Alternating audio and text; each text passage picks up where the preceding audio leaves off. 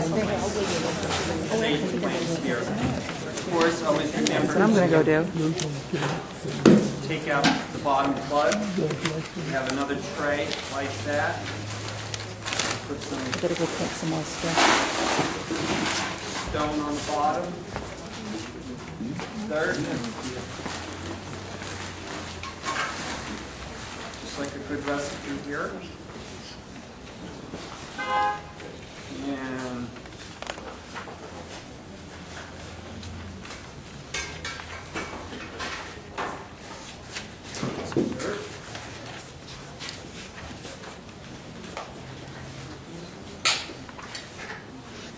okay, so this one will be for a shaded area.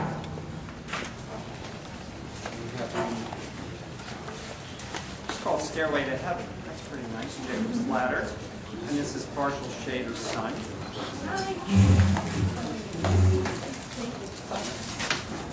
So this will be the focal point of my container planter here. So we'll put that right in the center. We have this, this is called a Warnicki. This is a house plant. This will grow tall, nice variegated. Actually, if it grows too tall, it's almost the same scenario as using the Dracaena here in your container. Another greenhouse plant is your Scheffelaria, umbrella palm. Use that in your container. As this grows in the center. Now for the outside, use a nice fern. The fern can be in a shaded area as well. And we'll put the fern right in the center here. So as it grows, it will hang over, and you still have your height with your plants. You can use a lot of this here, not just to fill in around it. This is good mulch.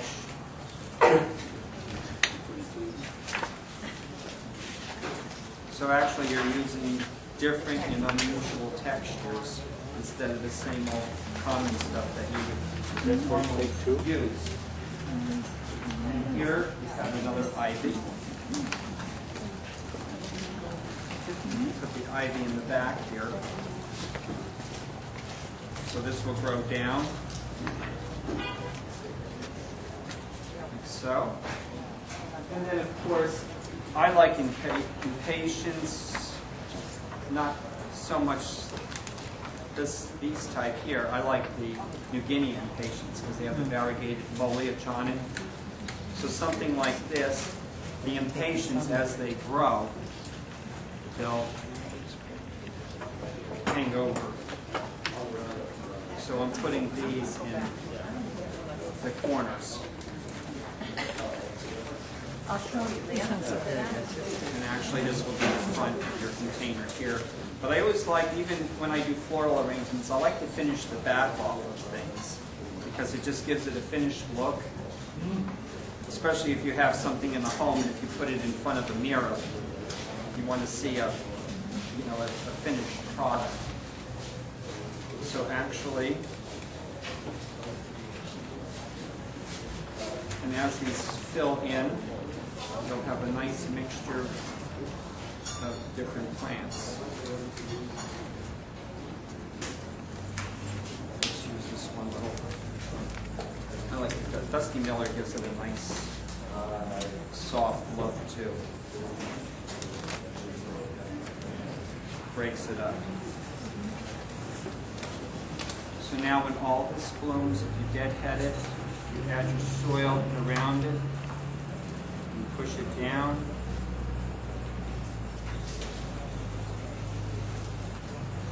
Just like so. What was that called plant again? It's Jacob's Not Ladder. the Jacob's Ladder, the green one? This one or this one? No, This one, Yeah. it's a Dracaena. that's a Dracaena? Or Warnicki, it's called. Oh, Warnicki? Warnicki. Variegated? Variegated. How do you spell that? It's it's W-A-R-N-A-C-K-I, something like that. Just go online and it's a good house plant. When So how do you decide how much plant material is enough or too much for a container in terms of its I just go with the size of the container, and I go by the plants, because now if you noticed how the root systems grow in these little pots, well then you know you have plenty of root system to go with this, as long as it looks nice. Now if you put, I've seen planters like this where people put 4 plants, and it just doesn't look appealing. And I've done planters for people that are full like this, and by the end of the season, I mean, it's incredible. As long as you water it, if they need to be deadheaded, and you take care of it, that's the whole key of it, is taking care of something. No, I think that's important, you're right, because I would have thought, my gosh, that's way too much plant material. No, actually it's not. Actually, I would probably want 2 more things for the height, but actually it would actually go. I'm not wild about this all the time, because you see, you can go to every home around here, and that's what you see, is the, you know, that's a signature thing. But when you can experiment, if you have shaded areas, there's so much plant material. I mean, don't be afraid to experiment with it. If you really like gardening, experiment. Even with seeds, if there's a seed packet you like, and if you don't have an area to plant it, just throw it in a pot. You can take some seeds in a planter like this, just throw the seeds in here, and just have fun with it. That's what gardening is. It's fun. And, you know, enjoy it. On the terrariums, if you have a cover now, taking the cover off of the I would say when you water it, and then overnight when it builds up condensation, just take the, if you have a glass top on it, just let it get some air. Because if you don't, and sometimes if there's too much moisture, then the plants will start to rot, or they'll start to get mold. Right. And only sometimes you have to water that maybe once every week or every other week, depending on your home. If your home is cooler, well then you can get away with it every 2 weeks. If it's really warm in the house, you know, then you have to do it a little bit more often. Just like house plants, when you have fern plants and everything, depending on the type of heat you have in your house, be careful if you miss them. Because sometimes if it's too hot in the house, it will burn them. It will just dry them right up. And then, of course, if you have the problem with cats, well, that's a whole other story. You have an African violet. I found African violets, they love the morning sun. They do just fantastic. I have some that are over 20 or 30 years old, and they just keep blooming and blooming, and then you have to divide them. And they all start off small. I have some that are this big. And it's all, depending on what you feed. If you like natural fertilizer, this is smelly, but this is good. This is the Neptune. It's organic. You mix this with water. Old-fashioned standards, if you do vegetable gardening, is if you use chicken manure. If you make a tea out of it, you mix it with water, and you water your plants with that. Even with cow manure, you break it down. You use the water, and it just dilutes it. Never put it on full strength. Even with cow manure that you buy in the bags, you can dilute it, make a tea, and then water your plants, and it gets a better richness. Chemical stuff is, you know, if a lot of people like to use stuff like this, it's fine, but I'm more of the green, organic type thing. People that go to the beach get the seaweed for a garden.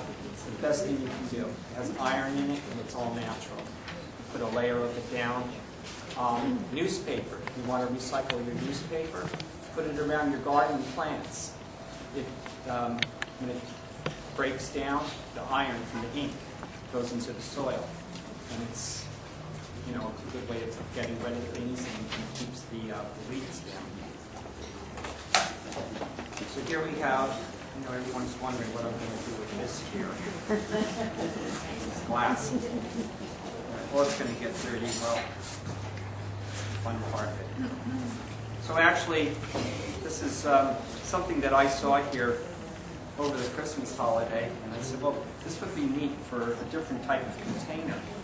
A lot of people wouldn't even know what to do with this, maybe put flowers in it or do something unusual with it, but I figured for a planter, a terrarium type look with this. Now terrariums are actually coming back. They were very big in the 70s. People had them, they killed them, you know, they took care of them. But actually, they're very easy, minimal watering. So what I'll do with this, I'll take a couple handfuls of, this is actual river stone, just to give you the drainage that you need on the bottom here. Just a little bit. And I'll just use a little bit of dirt. I'm probably going to turn this around. You can see what I'm doing. And actually fill this up. Just like so. So actually when you look underneath you'll see the gravel instead of just the dirt. And then here I have some little, these are little succulent plants. But then again, you can use miniature house plants for something like this to give you a different effect as well. But I thought, like the hen and chicks, this is a great one out in the garden. The hen and chicks, again, they come up every year. Did you know that they bloom? And then you have a flower on it. It produces a nice stalk, a nice little flower. We got the hen and chick. And how many of you have this in the garden? It's called an ice plant. They like sun, full sun, and they come back every year, and it's amazing. They never come back where you planted. It just travels around. But once it gets established, it's a great plant and it survives the winter and has a little purplish flower on it. So I'm going to use this in here. And anything that you do in a container like this, as it matures, you can actually take that and plant it into a larger pot and then just start all over again. And as you can see, I'm just breaking all this down. So I have a nice little clump here. It has a nice little root system on it, just like so. And what I'll do here now, I'll take the larger plant that would develop faster, which would be the hen and chick. Just plant this right in the back. Let's see here. Side. And actually, I'm only going to put 3 plants in here. Don't want to overcrowd it. And then once you get the plants in place, you can take some of your soil and then just touch it around.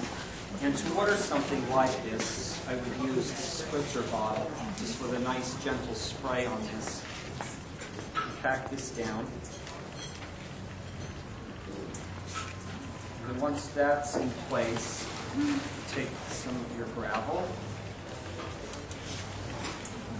And then just do a little walkway. Now this isn't actually the white moss, but if you get the green sheet moss, and the trick on using sheet moss, if you use it for any of your planters, is take the sheet moss and soak it in water. When you soak it in water, then you wring it out just like a sponge, and then you unfold it, and then you put it around the perimeter of your plants, and then when it dries, it will dry right intact. This is just shredded sphagnum moss. This is good for planters. I just want to give you this little effect here.